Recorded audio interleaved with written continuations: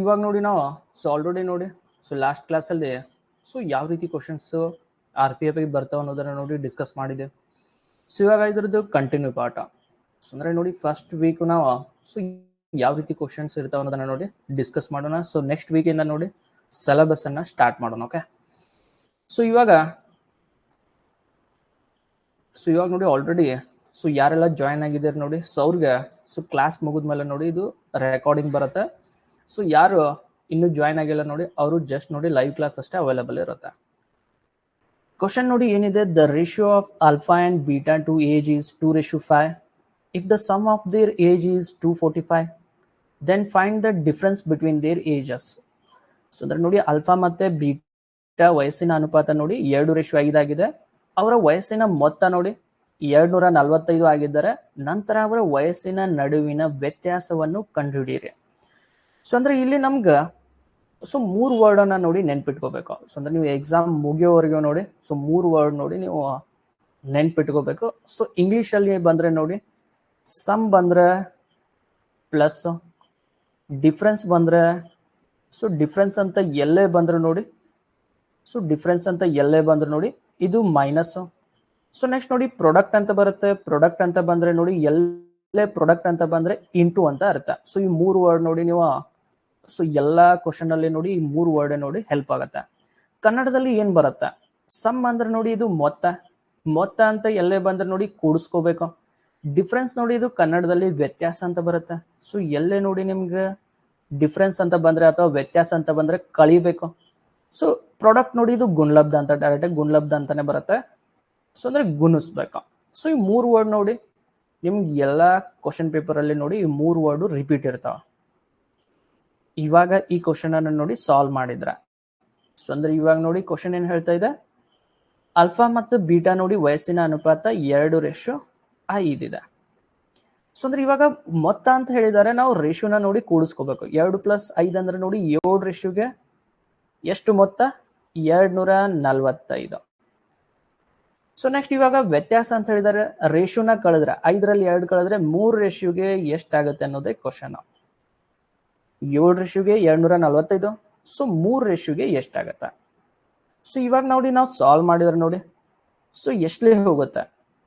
ಅಂದ್ರೆ ಇವಾಗ 7 3 21, 3 ಉಳಿತು, 7 5 35. ಅಂದ್ರೆ 7 × 35 ಮಾಡಿದ್ರೆ ನೋಡಿ 245. ಅದೇ ರೀತಿ 3 × 35 ಮಾಡಿಬಿಟ್ರೆ ನೋಡಿ ನಿಮ್ಗೆ ಫೈನಲ್ ಆನ್ಸರ್ ಬರುತ್ತೆ. ಎಷ್ಟಾಗತ್ತೆ, 3 5 15, 3 3 9 ಪ್ಲಸ್ 1 ಅಂದ್ರೆ 10. 105 ನೋಡಿ ಫೈನಲ್ ಆನ್ಸರ್. ಆಪ್ಷನ್ ಡಿ ಎಲ್ಲಿದೆ, ಆಪ್ಷನ್ ಡಿ ನೋಡಿ ಆನ್ಸರ್ ಆಗುತ್ತೆ. ಕ್ವಶನ್ ನೋಡಿ ಯಾವಾಗ್ಲೂ ಸಮ್ ಅಥವಾ ಮೊತ್ತ ಬಂದ್ರೆ ಕೂಡಿಸ್ಕೋಬೇಕು. ನೆಕ್ಸ್ಟ್ ಡಿಫ್ರೆನ್ಸ್ ಮತ್ತೆ ವ್ಯತ್ಯಾಸ ಬಂದ್ರೆ ನೋಡಿ ಕಳಿಬೇಕು. ಎರಡನ್ನ ನೆನ್ಪಿಟ್ಟುಕೊಂಡ್ರೆ ಮುಗೀತು. ಇದು ಕ್ವಶನ್ ನೋಡಿ ರಿಪೀಟ್ ಆಗುತ್ತೆ.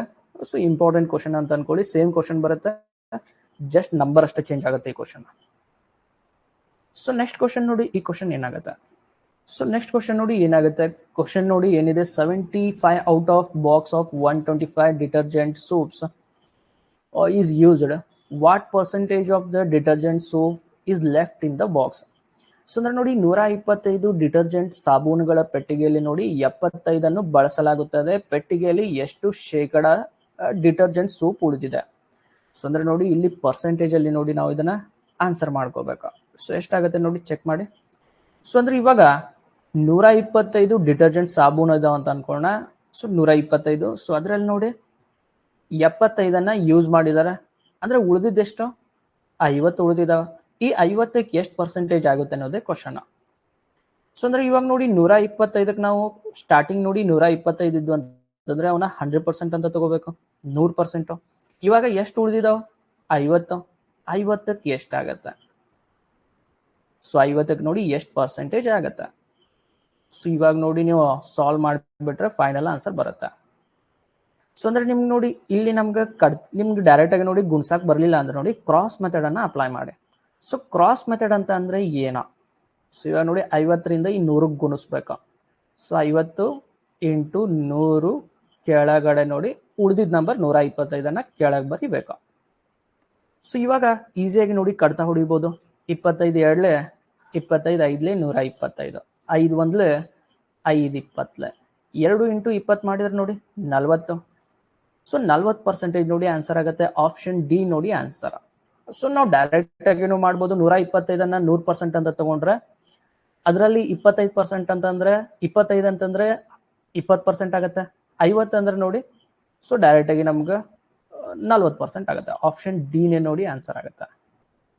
ಸೊ ಆಪ್ಷನ್ ಡಿ ನೋಡಿ ಫೈನಲ್ ಆನ್ಸರ್ ಆಗುತ್ತೆ. ಓಕೆ, ಸೊ ಈ ಕ್ವಶನ್ ನೋಡಿ ಆನ್ಸರ್ ಏನಾಗುತ್ತೆ. ಓಕೆ, ಸೊ ಈ ಕ್ವಶನ್ ನೋಡಿ ಏನಾಗುತ್ತೆ ಸೊ ಅಂದ್ರೆ ಈ ಕ್ವಶನ್ ನೋಡಿ ಸ್ವಲ್ಪ ಡಿಫ್ರೆಂಟ್ ಆಗಿರುತ್ತೆ. ಅಂದ್ರೆ ಇಲ್ಲಿ ನಮ್ಗೆ ಬಾರ್ ಕ್ವಶನ್ ಅಂತ ಬರ್ತವೆ. ಸೊ ಅಂದ್ರೆ ಇವಾಗ ನೀವು ಕೇಳಿರ್ಬೋದು ಈ ಕ್ವಶನ್ ಅನ್ನ. ಇಲ್ಲಿ ನಮ್ಗೆ ಬಾರ್ ಅಂತಂದು ಬರುತ್ತೆ. ಸೊ ಅಂದ್ರೆ ಇವಾಗ ಜಸ್ಟ್ ನೋಡಿ ಒಂದು ಎಕ್ಸಾಂಪಲ್ ಅನ್ನ ನೋಡಿದ್ರೆ 0.3 ಬಾರ್ ಅಂತ ಇರುತ್ತೆ. ಸೊ ಅಂದ್ರೆ ಬಾರ್ ಇದ್ರೆ ನೋಡಿ 1 ನಂಬರ್ ಮೇಲೆ ಬಾರ್ ಇದ್ರೆ ಕೆಳಗಡೆ ನಾವು ಅದನ್ನ 3 ಬರೆದು ಕೆಳಗಡೆ ನೋಡಿ 19 ಬರೀಬೇಕು. ಸೊ ಅಂದ್ರೆ 1 ನಂಬರ್ ಮೇಲೆ ಬಾರ್ ಇದ್ರೆ 19 ಬರೀಬೇಕು. ನೆಕ್ಸ್ಟ್ ನೋಡಿ ಕಡ್ತಾ ಹೊಡೆದ್ರೆ 3 1 3 3 ಅಂದ್ರೆ ಫೈನಲ್ ಆನ್ಸರ್ ನೋಡಿ ಇದು 1/3. ಅಂದ್ರೆ ಬಾರ್ ಅಂದ್ರೆ ಏನು ನೋಡಿ 0.3 ಬಾರ್ ಇದೆ ಅಂತಂದ್ರೆ ಇದು 0.3333 ಈ ತರ ಕಂಟಿನ್ಯೂ ಆಗುತ್ತೆ. ಸೊ ಇದನ್ನ ಒಂದು ಬಾರ್ ಅಲ್ಲಿ ನೋಡಿ ಹೇಳ್ತಾರ, ಕರೆಕ್ಟಾ? ಸೊ ಇವಾಗ ಈ ಕ್ವಶನ್ ನೋಡಿ ಸ್ವಲ್ಪ ಡಿಫ್ರೆಂಟ್ ಆಗಿದೆ. ಸೊ ಅಂದ್ರೆ ನೀವು ಬಾರ್ ಕಾನ್ಸೆಪ್ಟ್ ಅನ್ನ ನೋಡಿ ಕಲಿಬೇಕು. ಸೊ ಬಾರ್ ಕಾನ್ಸೆಪ್ಟ್ ಅನ್ನ ನೋಡಿ ಕಲ್ತ್ರೆ ಈ ಕ್ವಶನ್ ಅನ್ನ ನೋಡಿ ಈಸಿಯಾಗಿ ಸಾಲ್ವ್ ಮಾಡ್ಕೋಬಹುದು. ಸೊ ಫಸ್ಟ್ ಏನ್ ಹೇಳ್ತಾ ಇದೆ, x is equal to 0.3 continue ನೋಡಿ 5 ಇದೆ, get a different value of X. So ಅಂದ್ರೆ ಎಕ್ಸ್ ಗೆ ವಿಭಿನ್ನ ಮೌಲ್ಯ ಪಡೆಯಿರಿ ಅನ್ನೋದು ಕ್ವಶನ್. ಸೊ ಅಂದ್ರೆ ಫಸ್ಟ್ ನೋಡಿ ಇವಾಗ ಇಲ್ಲಿ ನಮ್ಗೆ 5 ನೋಡಿ ಕಂಟಿನ್ಯೂ ಆಗ್ತಾ ಇದೆ, ಹೌದಾ? ಸೊ ಅಂದ್ರೆ ನಾವು ಇದನ್ನ ರೀಪ್ರೆಸೆಂಟ್ ಮಾಡಿದ್ರೆ ನೋಡಿ 0.3 5 ಕಂಟಿನ್ಯೂ ರಿಪೀಟ್ ಆಗ್ತಾ ಇದೆ ಅಂತ ನೋಡಿ 5ರ ಮೇಲೆ ಒಂದು ಬಾರ್ ಅನ್ನ ಬರೀಬೇಕು. ಸೊ ಅಂದ್ರೆ ಇದನ್ನ ಬಾರ್ ಅಲ್ಲಿ ಹೇಳೋದು ನೋಡಿ ಈ ರೀತಿ 0.35 ಸೊ ಮೇಲೆ ನೋಡಿ ಒಂದು ಬಾರ್. ಇವಾಗ ನೆಕ್ಸ್ಟ್ ನೋಡಿ ಇದನ್ನ ಸಾಲ್ವ್ ಮಾಡಿದ್ರೆ ಏನಾಗುತ್ತೆ. ಸೊ ಅಂದ್ರೆ ಬಾರ್ ಕ್ವಶನ್ ನೋಡಿ ಯಾವ ರೀತಿ ಸಾಲ್ವ್ ಮಾಡ್ತಾರೆ. ಇವಾಗ ನೋಡಿ ಒಂದೇ ನಂಬರ್ ಮೇಲೆ ಬಾರ್ ಇದೆ, ಒಂದ್ ನಂಬರ್ ಮೇಲೆ ಬಾರ್ ಇಲ್ಲ. ಇವಾಗ ನೋಡಿ ನಾವು ಏನ್ ಮಾಡ್ಬೇಕು, 35 ಬರೀಬೇಕು. ಬಾರ್ ಇರದೆ ನಂಬರ್ ಅನ್ನ ನೋಡಿ ಕಳಿಬೇಕು. ಸೊ 3 ಕಳಿಬೇಕು. ಕೆಳಗಡೆ ನೋಡಿ ಎಷ್ಟು ನಂಬರ್ ಮೇಲೆ ಬಾರ್ ಇದೆ, 1 ನಂಬರ್ ಮೇಲೆ ಬಾರ್ ಇದೆ, 19 ಬರೀಬೇಕು. ಎಷ್ಟು ನಂಬರ್ ಮೇಲೆ ಬಾರ್ ಇಲ್ಲ, 1 ನಂಬರ್ ಮೇಲೆ ಬಾರ್ ಇಲ್ಲ ಅಂದ್ರೆ 3 ನಂಬರ್ ಮೇಲೆ ನೋಡಿ ಬಾರ್ ಇಲ್ಲ, 1 0 ಬರೀಬೇಕು. 35ರಲ್ಲಿ 3 ಕಳೆದ್ರೆ 32, ಕೆಳಗಡೆ ನೋಡಿ 90. ಸೊ ಇವಾಗ ಮತ್ತೆ ಕಡ್ತಾ ಹೊಡೆದ್ರೆ ನೋಡಿ 2 16 2 45. ಫೈನಲ್ ಆನ್ಸರ್ ನೋಡಿ 16/45. ಆಪ್ಷನ್ ಡಿ ಅಲ್ಲಿದೆ ನೋಡಿ. ಆಪ್ಷನ್ ಡಿ ಅನ್ನೋದು ಫೈನಲ್ ಆನ್ಸರ್ ಆಗುತ್ತೆ. ಸೊ ಆಪ್ಷನ್ ಡಿ ನೋಡಿ ಫೈನಲ್ ಆನ್ಸರ್ ಆಗುತ್ತೆ. ಸೊ ಅಂದ್ರೆ ಇದು ವೆರಿ ಇಂಪಾರ್ಟೆಂಟ್ ಕ್ವಶನ್ ನೋಡಿ. ಸೊ ನೆಕ್ಸ್ಟ್ ಇವಾಗ ಚಾಪ್ಟರ್ ವೈಸ್ ಸ್ಟಾರ್ಟ್ ಮಾಡಿದಾಗ ನೋಡಿ ಸೊ ಇದ್ರ ಮೇಲೆ ಕ್ವಶನ್ಸ್ ಅನ್ನ ಡಿಸ್ಕಸ್ ಮಾಡೋಣ. ಓಕೆ, ಸೊ ಅಂದ್ರೆ ಒಂದ್ಸರಿ ನೋಡಿ ಇದನ್ನ ಡಿಸ್ಕಸ್ ಮಾಡಿಬಿಟ್ರೆ ನಿಮ್ಗೆ ನೆಕ್ಸ್ಟ್ ನೋಡಿ ಈಸಿಯಾಗಿ ನೆನ್ಪಿಟ್ಕೋತೀರಾ. Okay, so very important question. ಅಂದ್ರೆ ಕಾನ್ಸೆಪ್ಟ್ ಅನ್ನ ನೋಡಿ ಒಂದ್ಸರಿ ಕಲ್ತ್ರೆ ಈಸಿ ಆಗುತ್ತೆ ಇದು. ಓಕೆ, ನೆಕ್ಸ್ಟ್ ಇವಾಗ ಚಾಪ್ಟರ್ ವೈಸ್ ಸ್ಟಾರ್ಟ್ ಆದಾಗ ನೋಡಿ ಇವನ್ನ ಡಿಸ್ಕಸ್ ಮಾಡೋಣ. ಓಕೆ, ಸೊ ನೆಕ್ಸ್ಟ್ ಈ ಕ್ವಶನ್ ನೋಡಿ ಏನಾಗುತ್ತೆ. ಸೊ ಅಂದ್ರೆ ಆಲ್ರೆಡಿ ನೋಡಿ ನೀವು ಸೊ ಯಾರೆಲ್ಲ ನೋಡಿ SSC ಅಟೆಂಡ್ ಮಾಡಿದಿರಾ, SSC GD ಅಟೆಂಡ್ ಮಾಡಿದಿರಾ, ಆಲ್ರೆಡಿ ಆ ಟಾಪಿಕ್ ಅನ್ನ ನೋಡಿ ಕಲ್ತಿರ್ತೀರಾ. ಸೊ ಯಾರು ಫಸ್ಟ್ ಟೈಮ್ ಅಟೆಂಡ್ ಮಾಡ್ತಿರ್ತೀರ ನೋಡಿ ಅವ್ರಿಗಷ್ಟು ನೋಡಿ ಇದು ಹೊಸದ್ ಅನ್ಸುತ್ತೆ. ಓಕೆ, ಸೊ ಈ ಕ್ವಶನ್ ಅನ್ನ ನೋಡಿ ಸಾಲ್ವ್ ಮಾಡಿ ಏನಾಗುತ್ತೆ.